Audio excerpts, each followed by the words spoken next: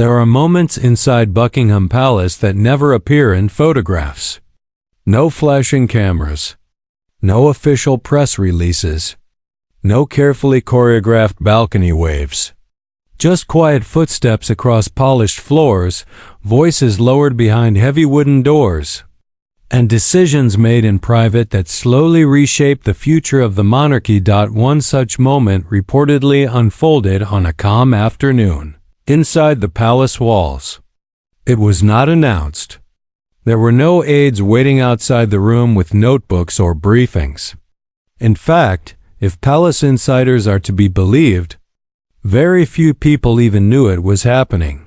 2. Women sat together, not as rivals, not as ceremonial figures in elaborate gowns, but as partners in something far more subtle.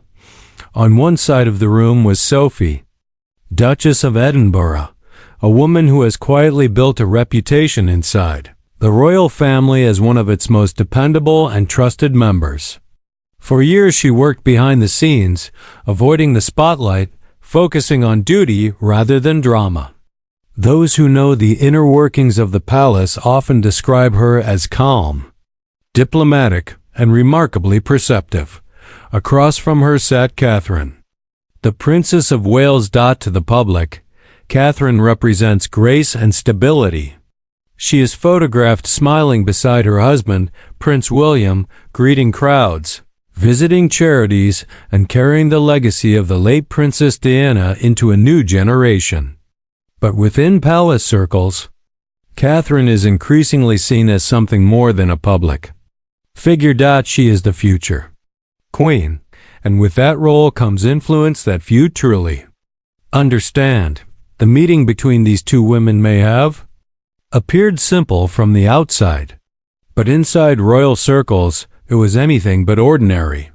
Because when Sophie and Catherine speak privately, it signals something important: alignment.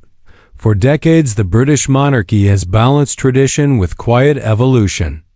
Power inside the royal household rarely shifts suddenly. Instead, it moves gradually, almost invisibly, guided by relationships, trust, and timing. And timing, it seems, may now be changing. In recent years, Queen Camilla has taken on a prominent position within the royal structure. After decades of public controversy and complicated history with the royal family, she eventually stepped into her role as queen consort beside King Charles. At first, many observers believed Camilla would remain largely ceremonial, supporting the king while avoiding major involvement in palace decision-making. But insiders soon noticed that her influence was greater than expected. Royal patronages. Advisory discussions. Private consultations regarding engagements and priorities. Slowly but steadily, Camilla became part of the network shaping the monarchy's daily rhythm. Some within the institution welcomed this. Others watched more carefully, because influence inside the royal family is rarely permanent. It flows through trust, through alliances, and through the next generation waiting just beyond the horizon. And that next generation is already stepping forward. Catherine, Princess of Wales, has spent more than a decade preparing for the responsibilities that lie ahead. Unlike many who marry into the royal family, she did not rush to dominate headlines or reshape traditions overnight. Instead, she followed a quieter strategy. Learn first. Observe everything. Speak only when the moment matters. It is a method that mirrors the late Queen Elizabeth II herself. Patience before power. Those who work closely with Catherine say she pays attention to every detail. How royal charities operate, how palace staff manage international tours, how the monarchy communicates with the public during moments of crisis. Nothing is accidental. And while Catherine has built her influence carefully, Sophie has done something equally important. She has built trust. Among senior royals, Sophie is often described as the person who understands the institution from the inside out. Her marriage to Prince Edward placed her within the core of the royal structure. But her personality allowed her to navigate it. With unusual balance. She is approachable with staff, reliable with responsibilities. And deeply loyal to the crown. For years, Sophie has quietly supported the monarchy during some of its most difficult moments. When controversies erupted, she remained steady. When public attention shifted toward scandals or family disagreements, she focused on the work. That reliability earned her something invaluable within royal circles. Respect. So when Sophie and Catherine began appearing together more frequently at royal events, many observers initially assumed it was simply coincidence. Two senior royal women supporting the same causes. But palace watchers noticed subtle details, conversations that lasted longer than expected, shared appearances that felt coordinated. Moments where Sophie appeared to guide Catherine through complex royal situations with calm assurance. Slowly, a pattern began to emerge. Not rivalry. Collaboration. The significance of such an alliance becomes clearer when considering the broader structure of the monarchy today. King Charles III is committed to modernizing the royal institution while maintaining its traditions. His reign began during a period of global uncertainty and intense scrutiny toward royal finances, responsibilities, and public relevance. To succeed, the monarchy must evolve without appearing unstable. That balance requires strong figures who can carry the institution forward for decades to come. Prince William represents the future. King. Catherine represents the future. Queen. And Sophie, increasingly, appears to represent something else entirely. Experience. Someone who understands both the old ways of the palace and the new expectations of the public. That combination makes her an incredibly valuable ally. Which brings us back to that quiet meeting inside that private room. According to several royal commentators, Sophie and Catherine discussed more than routine engagements. The conversation reportedly touched on long-term strategy, how the royal family presents itself to the world, how responsibilities are distributed among senior members, and how the next phase of the monarchy should look. These are not small topics. They shape the institution itself. And when such conversations happen without Queen Camilla directly involved, it inevitably raises questions about shifting dynamics. Because influence within royal circles is rarely measured through official titles alone. It is measured through access. Who speaks with whom. Who is consulted helps shape decisions before they ever become public announcements. For many years, Camilla held an increasingly visible role in those discussions. But as Catherine's influence grows and Sophie's advisory presence strengthens, the balance may be quietly changing. Not through confrontation, not through dramatic arguments, but through something far more powerful. Trust between allies. The British monarchy has survived for centuries partly because it understands this delicate dance. Publicly, the royal family presents unity. Internally, different personalities contribute in different ways, guiding the institution through changing eras. Sometimes, those shifts are obvious. Other times they are almost invisible, yet history often reveals that the most important decisions were made during moments that seemed ordinary at the time. Two people talking privately, forming an understanding that eventually alters the course of the crown itself. The reported meeting between Sophie and Catherine may prove to be one of those moments, because if their alliance continues to strengthen, it could redefine how influence flows through Buckingham Palace for years to come. And that possibility raises an intriguing question. Where does that leave Queen Camilla? For now, she remains firmly positioned beside King Charles, carrying out her responsibilities and maintaining her role within the royal household. Her journey from controversial figure to queen consort was long and complicated, and she has shown remarkable resilience throughout it. But resilience does not automatically guarantee lasting authority, especially in an institution that constantly prepares for the future. The future belongs to William and Catherine. And if Catherine is building strong partnerships with trusted figures like Sophie, the palace landscape may already be adjusting quietly, gradually, almost invisibly, just as it always has. Yet inside those historic walls, where portraits of past kings and queens watch silently from the corridors, one truth remains constant. Power within the monarchy rarely disappears. It simply moves, and sometimes it moves through the quietest conversations of all. The atmosphere inside the palace had changed long before most people noticed it. For decades, the British monarchy had operated with a carefully balanced rhythm.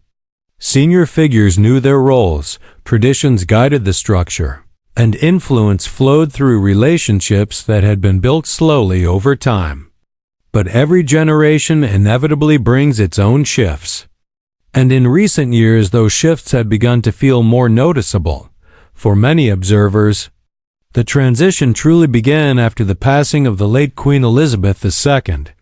Her reign had lasted so long that the entire structure of the monarchy revolved around her steady presence.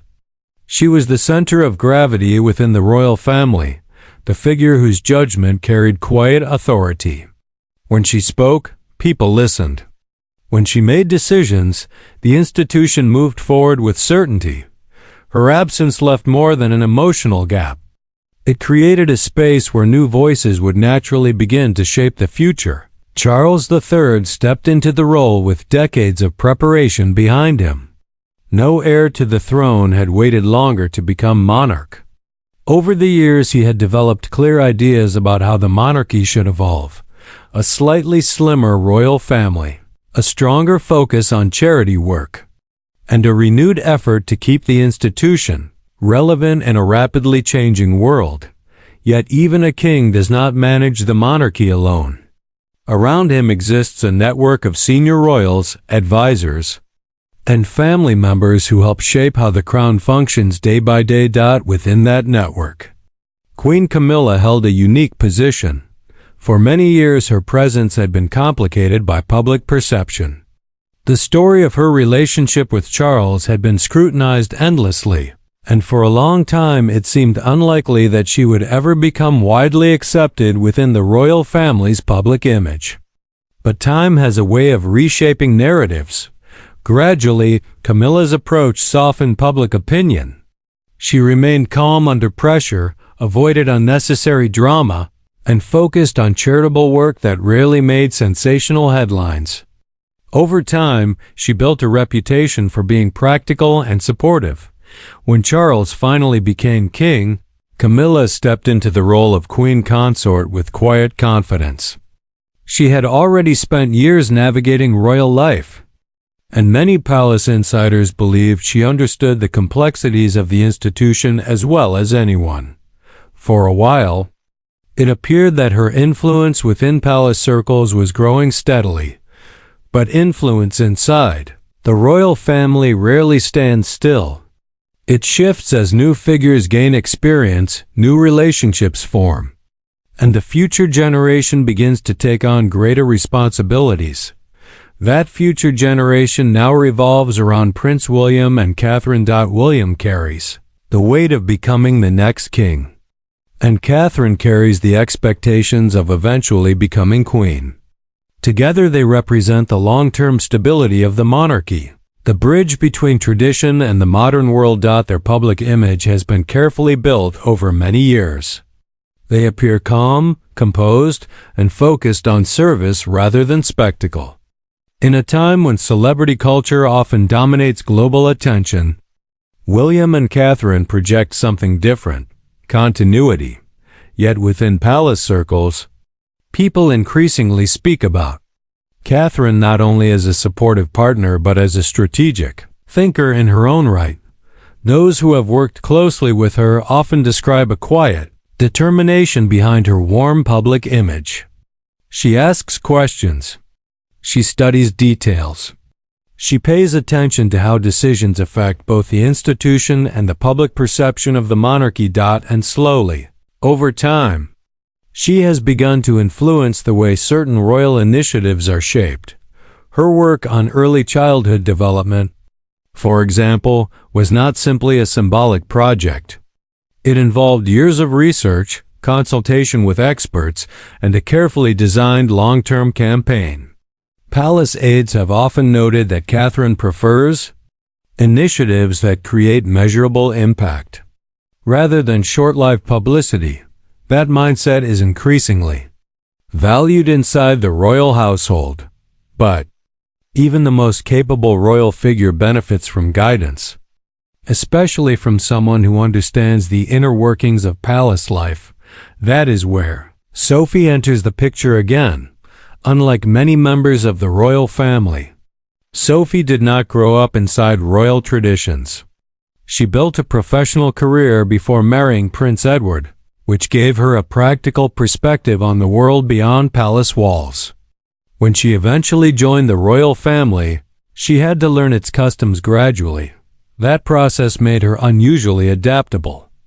Over time, she became one of the monarchy's most reliable working royals.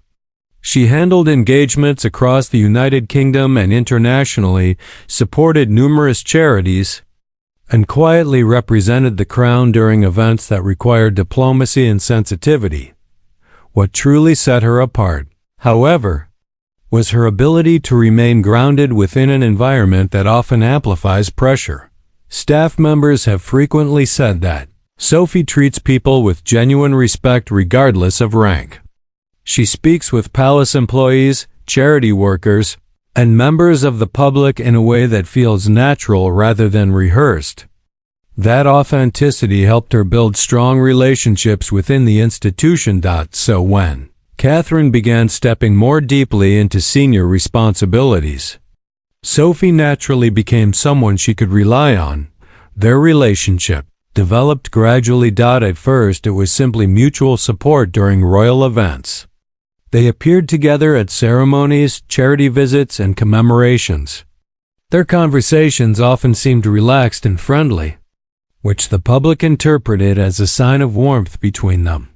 But within the palace environment, relationships often carried deeper significance. Two senior royal women working closely together can influence the tone of the entire household. They help set priorities, shape public messaging, and determine which initiatives receive attention. And as Catherine's role continued expanding, Sophie's experience became an invaluable resource. This dynamic began attracting attention from royal commentators. Some noted that Sophie appeared increasingly present during key royal moments involving Catherine. Others observed that their shared appearances conveyed a sense of unity and mutual respect. None of this was dramatic. There were no confrontations or announcements suggesting a shift in power. Instead, it looked like something quieter, a partnership forming naturally. Yet in an institution where symbolism matters greatly, even small gestures can carry meaning. One evening during a high-profile royal event, Catherine wore a historic tiara that had rarely been seen in recent decades. To most viewers, it was simply another elegant moment in royal pageantry. But palace observers recognize that tiaras are not chosen casually. They reflect heritage, status, and sometimes subtle signals about continuity. That particular appearance sparked speculation about how Catherine's future role was being presented to the public. Meanwhile, Sophie, standing nearby during the event, appeared relaxed and supportive, as if the symbolism was fully understood.